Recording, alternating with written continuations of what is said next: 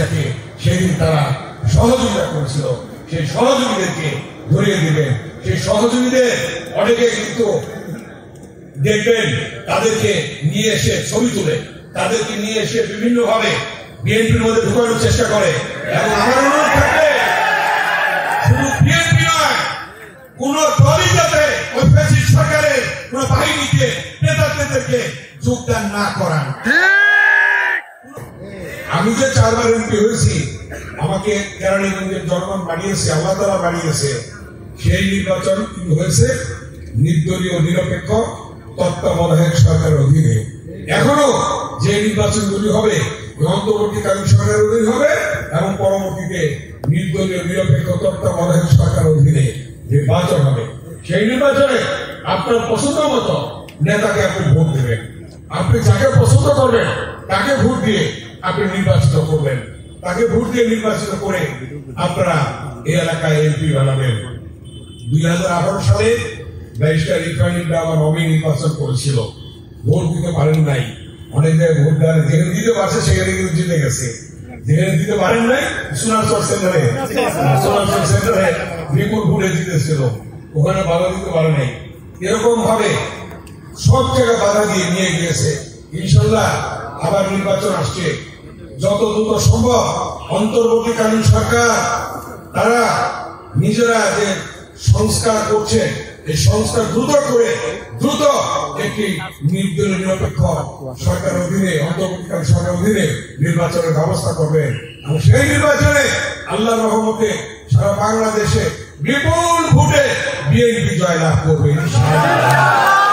ইনশাআল্লাহ। ইনশাআল্লাহ জোরে বলেন ইনশাআল্লাহ, ইনশাআল্লাহ, ইনশাআল্লাহ। সেই নির্বাচনে বিএনপি ক্ষমতায় আসার পরে বাংলাদেশে বিএনপির ভারপ্রাপ্ত চেয়ারম্যান দেশনায়ক তারেক রহমান দীর্ঘ 16 বছর আন্দোলন করে এবং সর্বশেষ ছাত্র জনতার আন্দোলনের মধ্য দিয়ে তার সেই শহীদের রক্তের বিনিময়ে আজকে আমরা নতুন বাংলাদেশ পেয়েছি। তারেক রহমান বলেছেন সেই বাংলাদেশে নির্বাচনের পরে ক্ষমতায় আসার পরে জাতীয় সরকার গঠন হবে। জাতীয় সরকার, জাতীয় সরকার মানে যারা বিগত 16 বছর আন্দোলনে ছিল তাদের সকল দলকে নিয়ে সরকার গঠন হবে। সেই সরকার হবে জাতীয় সরকার। সেই জাতীয় সরকারের অধীনে দেশ চলবে, জাতীয় সরকার দেশ পরিচালনা করবে। সেখানে অবশ্যই ইসলামের মূল্যবোধে বিশ্বাসী জাতীয়তাবাদী শক্তি আল্লাহর রহমতে ক্ষমতায় আসবে ইনশাআল্লাহ, ইনশাআল্লাহ। এবং আপনারা এই ইসলাম প্রচারের কাজ নির্বিঘ্নে নিশ্চিন্তে আপনারা করতে পারবেন। এবং এই যে 3টি ইউনিয়ন কেরানীগঞ্জের সাথে সংযুক্ত হয়েছে, একটি হলো ভাকুরতা, আমিনবাজার, তেতুলঝোড়া। এই 3টি ইউনিয়ন কেরানীগঞ্জে যেমন রাস্তাঘাট পাকা হয়েছে, উন্নয়ন হয়েছে, ওয়াটার সিস্টেম হয়েছে, এই 3টি ইউনিয়নেও ইনশাআল্লাহ সেভাবে উন্নয়ন হবে আল্লাহর রহমতে, আল্লাহ ইনশাআল্লাহ। এবং সেটার জন্য আপনারা দোয়া করবেন যাতে সেই কাজগুলি আমাদের ব্যারিস্টার ইরফানুল রহমান করতে পারে। আপনারা দোয়া করবেন। আরেকটা জিনিস আপনারা জানেন যে এই এলাকায় অনেক বাড়িঘর হচ্ছে। আমরা অনুরোধ করব বাড়িঘরগুলি এমন ভাবে হবে যে রাস্তা থাকবে, সোয়ারেজ সিস্টেম থাকবে। আমরা সেই সোয়ারেজ সিস্টেম, ওয়াটার সিস্টেম এগুলি ইনশাআল্লাহ আল্লাহ যদি করতে দেয় আমরা করবো। আল্লাহ কারণ কোথাও যেন জলাবদ্ধতা না থাকে সেই ব্যবস্থা আমরা করে দেব আল্লাহ যদি আমাদের করতে দেয়। যাই হোক, আপনারা দোয়া করবেন বেগম খালেদা জিয়া আগামী জানুয়ারিতে চিকিৎসার জন্য বিদেশে যাবেন। আল্লাহ যেন তাকে সুস্থ করে আমাদের মাঝে ফিরিয়ে আনে। দোয়া করবেন আপনারা, আমরা দোয়া করবেন বিএনপির ভারপ্রাপ্ত চেয়ারম্যান জনাব তারেক রহমান যে দীর্ঘ 16 বছর আন্দোলনের মধ্য দিয়ে, সর্বশেষ ছাত্র আন্দোলনের মধ্য দিয়ে, ছাত্র জনতার আন্দোলনের মধ্য দিয়ে আমরা যে বাংলাদেশ পেয়েছি, এই বাংলাদেশের উনি দ্রুত ফিরে আসতে পারেন এবং দেশ পরিচালনায় অংশগ্রহণ করতে পারেন ইনশাআল্লাহ।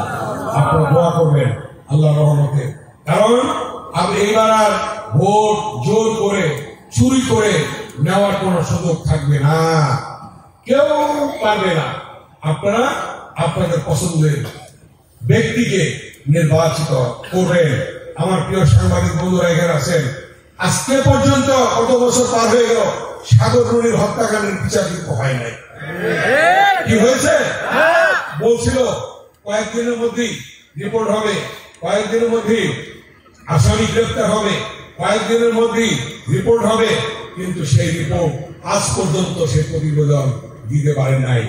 সে সাগর রুনির বিচার হবে ইনশাআল্লাহ।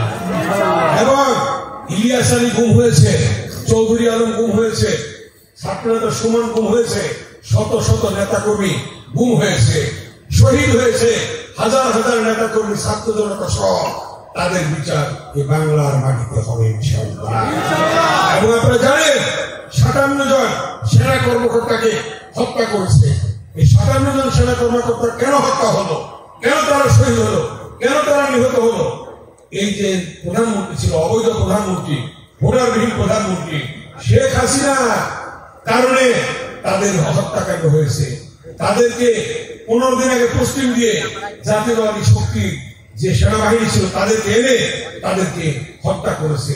57 জন অফিসারের বিডিআরের যে সেনা কর্মকর্তা, এই বিচার হলে শেখ হাসিনা 57 বার ফাঁসি হবে। এবং এই যে ছাত্র জনতাকে, হাজার হাজার ছাত্র জনতাকে হত্যা করেছে, এবং ইলিয়াস আলীকে গুম করেছে, চৌধুরী আলমকে গুম করেছে, সুমনকে গুম করেছে, এই বিচারে দেখবেন শেখ হাসিনার কতবার ফাঁসি হয়, এর কোন ইয়ত্তা থাকবে না। আপনারা দেখবেন যে কিভাবে এই বাংলার মাটিতে বিচার হয়। এখন গিয়ে লুকিয়ে আছে, পালিয়ে আছে। বলছিল একদিন আগেও যে শেখ মুজিবের মেয়ে পালায় না, কি হয়েছে? পালাইতে একদিন পরেই সে পালিয়ে গেল। পালিয়ে থাকতে পারবে না। তাকে বিচার ফিরিয়ে আনবে সরকার, অন্তর্বর্তীকালীন সরকার ফিরিয়ে এনে তার বিচারের সম্মুখীন করবে ইনশাআল্লাহ। বিচার এই বাংলার মাটিতে হবে ইনশাআল্লাহ।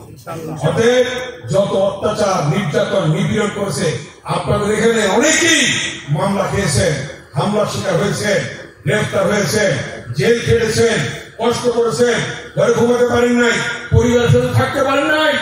এর বিচার কি হবে না? আল্লাহ তাআলা কি করবে না? অবশ্যই আল্লাহ তাআলা করবে। অতএব সেই বিচার হবে। এটা শুধু ভাগবতী ইউনিয়নে নয়, এটা শুধু কেরানীগঞ্জে নয়, এটা শুধু সাভারে নয়, এটা সারা বাংলাদেশে মানুষ নির্যাতনের শিকার হয়েছে, মানুষ নিপীড়নের শিকার হয়েছে, মানুষ জেলের শিকার হয়েছে, মানুষ হত্যার শিকার হয়েছে, মিথ্যা মামলার শিকার হয়েছে। অতএব এই বিচার বাংলাদেশের মাটিতে হবে ইনশাআল্লাহ। আপনারা দোয়া করবেন সেই বিচারের মধ্য দিয়ে যাতে ওই যে পালানো যে শেখ হাসিনা ফ্যাসিস্ট, সে তাকে এনে এই বিচার বাংলার মাটিতে হয়, বাংলার মানুষ যাতে এই বিচার দেখে, সেই জন্য আপনারা দোয়া করবেন আল্লাহর কাছে। ঠিক আছে? ঠিক আছে কিনা? আর আপনারা সকলে ঐক্যবদ্ধ থাকবেন, এক থাকবেন। কারণ ফ্যাসিস্ট সরকারের পালিয়েছে, ফ্যাসিস্ট সরকার পালিয়েছে শেখ হাসিনা, কিন্তু তার প্রেতাত্মারা কিন্তু আশেপাশে ঘোরাফেরা করে। এবং শুধু এখানে নয়, কেরানীগঞ্জ নয়, বা ভাকুরটা, আমিনবাজার, তেতুলজোড়া নয়, সারা বাংলাদেশে তারা লুকিয়ে আছে, পালিয়ে আছে।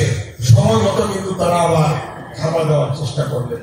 এখন দেখি সেখান থেকে আইন শৃঙ্খলা রক্ষাকারী বাহিনী আছে, তাদের কাছে ধরিয়ে দেবেন, তাদেরকে খবর দিয়ে দেবেন যে যারা অত্যাচারী, যারা হত্যাকারী, তারা পালিয়ে আছে, অমুক জায়গায় আছে, অমুক জায়গায় আছে, তাদের খবরটা আইন শৃঙ্খলা রক্ষাকারীকে জানিয়ে দেবেন, তাদেরকে গ্রেফতার করে তাদেরকে বিচারের সম্মুখীন করবে ইনশাআল্লাহ। অতএব আপনারা সেই কাজগুলি করতে কেউ দ্বিধা করবেন না, দায়িত্বটা পালন করবেন, যার যার অবস্থান থেকে, যার যার অবস্থান থেকে সেটা পায় দায়িত্ব পালন করবেন। সে প্রেতাত্মাদেরকে চিহ্নিত করে দেবেন যে এরা সেদিন এই ফ্যাসিস্ট সরকারকে, ফ্যাসিস্ট শেখ হাসিনাকে সেদিন তারা সহযোগিতা করেছিল, সেই সহযোগীদেরকে ধরিয়ে দিবেন। সেই সহযোগীদের অনেকে কিন্তু দেখবেন তাদেরকে নিয়ে এসে ছবি তুলে, তাদেরকে নিয়ে এসে বিভিন্ন ভাবে বিএনপির মধ্যে ঢুকানোর চেষ্টা করে। এবং আমার অনুরোধ থাকবে, শুধু বিএনপি নয়, কোন দলই যাতে ওই ফ্যাসিস্ট সরকারের কোন বাহিনীতে নেতাদেরকে যোগদান না করান, কোন দলের সাথে না করান, তাদের জায়গা বাংলাদেশে নাই, তাদেরকে বিচার সম্মুখীন হইতে হবে। অতএব সকল দলের প্রতি আমার অনুরোধ থাকবে, কোন দলে যেন সেই হায়নাকে, সেই ফ্যাসিস্টকে নেতার তারা ঢুকতে না পারে, কোথাও তারা যোগদান না করতে পারে, সেদিকে দয়া করে লক্ষ্য রাখবেন। যদি কেউ মনে করেন ওই সেই ফ্যাসিস্ট সরকারের সহযোগীদের ঢুকিয়ে আমরা দল বড় করব, সেই দল কিন্তু বড় হবে না। পরবর্তীতে আপনাদেরকেই থাবা দেবে, আপনাদের উপরে অত্যাচার করবে, নির্যাতন করবে, সেদিকে আপনারা লক্ষ্য রাখবেন। তাই মাগরিবের সময় হয়ে গিয়েছে, আমি আমার বক্তব্য দীর্ঘায়িত করব না। আমি আনোয়ার সাহেবকে ধন্যবাদ জানাই, কথা বলে আপনাদের ধন্যবাদ জানিয়ে, আপনাদের সালাম জানিয়ে আমি আমার কথা শেষ করছি। ইনশাল্লাহ দেখা হবে।